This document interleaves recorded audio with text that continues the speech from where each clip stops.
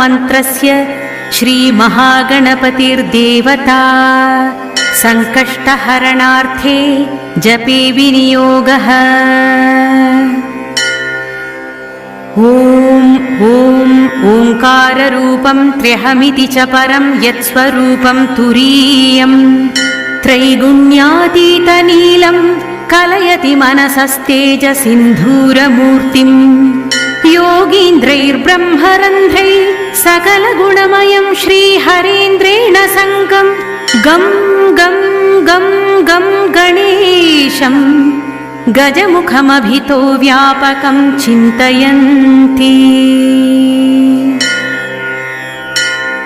वं वं वं विघ्नराजं भजति निजभुजे दक्षिणे न्यस्तशुण्डं क्रं क्रं क्रं क्रोधमुद्रा